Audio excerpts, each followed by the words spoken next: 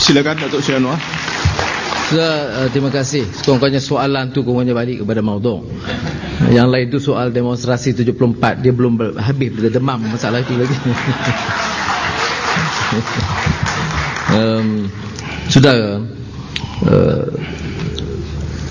siapa ada depletion, kehausan sumber minyak pada 2015. Itu kalau baca betul-betul laporan Petronas, dia sebut mengikut perkiraan sekarang, seandainya 10 tahun dari sekarang tidak ada sama sekali telaga minyak yang baru, maka bacalah pergi habis. Maknanya kapasiti itu tidak terencat.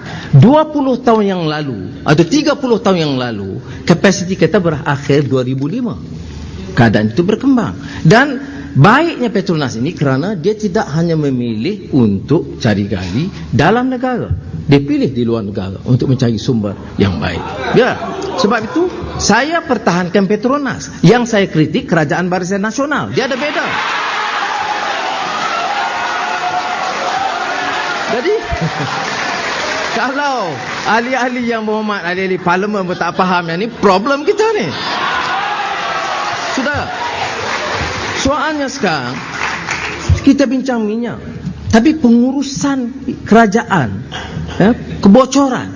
Saya boleh bagi contoh, bukan saya bagi satu pandangan tidak bertanggungjawab. Betul IPP itu dia luluskan di zaman saya jadi Menteri Kewangan, tapi saudara harus honest to the truth. Tak betul, jangan bohong. Saudara boleh semak rekod, semak surat Tan Sri Ani Arup TNB. Dia pertahankan keputusan Kementerian Kewangan, dia bercanggah dengan EPU dan keputusan Perdana Menteri pada ketika itu. Dan saya persilakan saudara semak balik. Kita tidak bersetuju dengan harga yang ditetapkan. Itu sebabnya mengapa Tan Sri Ani Arup meletak jawatan sebagai pengurus TNB. Sudah. Tetapi tak apalah. Datuk Sabri kata Anwar salah tahun 1990. Dan kamu buat apa tahun 2008 ni? Sekarang ini dalam keadaan permulaan perjanjian IPP, capacity reserve 10-15 tahun dulu, sekarang kita teliti balik. Untung IPP ni berbilion. Dan Petronas itu kerugian, termasuk TNB, kerana beban perjanjian IPP. Sebab itu harus diteliti semula. Saya menganggarkan kalau kita teliti semula, selain 2 bilion reserve capacity, kita boleh jimatkan 1 bilion lagi. Dari kadar 3 bilion, kita hanya perlu 2 bilion. Tengok bagaimana kerajaan uruskan pemberian diesel. Diesel yang bocor, penyeludupan dan penyelewengan, berapa? 700 juta ringgit satu tahun. Kemudian kerajaan tubuh syarikat kroni Teras Kimia, 117 juta ringgit. Dah lah rugi 700 juta. Ambil syarikat geng dia, bantu pula. Jadi ini sebab, saudara, ini saya minta dengan baik, dengan ikhlas, betulkan ini. Kalau kita dapat jimatkan yang ini, dia setiap proses satu persatu kita boleh jimatkan. Ini yang disebut tiris dan bocor. Dan sekiranya ini dapat dilakukan, kita lihat ini dari segi kerangka ekonomi makro keseluruhannya. Sudah boleh bangkitkan umpamanya, ini pendekatan naik minyak mendadak ini, cadangan siapa? Ini preskripsi IMF World Bank. Dan beri satu contoh, jangan guna ini sebagai istilah politik biasa. Saya sedia debat soal krisis ekonomi 1997, 98 dengan pakar ekonomi lain pun tak apa. Tetapi dengan syarat bagi ruang bahawa adalah satu fitnah besar, seperti fitnah berterusan terhadap saya, bahawa kita tunduk kepada preskripsi IMF.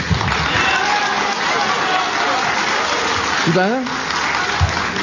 Tidak mengapa. Soalnya sekarang kita beri satu kebocoran yang saya sebutkan tadi.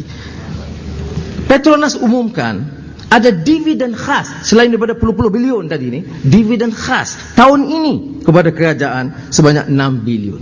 Tak bolehkah saya ambil 1 bilion untuk tampung supaya kos minyak turun 50 sen?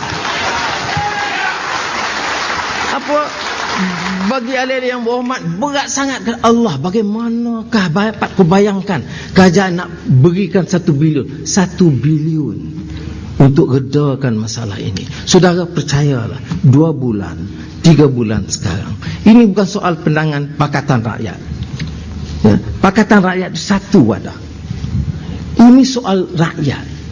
Kalau kita teruskan dengan kebijakan ekonomi sekarang ini, apa yang akan berlaku ialah kemelesetan, pengangguran yang sekarang 1,5 juta akan mencecah hampir 1 juta orang. Ini beban kepada rakyat. Terima kasih Datuk Seri. Saudara penonton yang saya hormati sekalian, demikian tadi berakhirnya segmen yang kedua dalam perbincangan kita pada malam ini, dan kita akan bertemu lagi selepas pesanan iklan ini. Jangan ke mana-mana.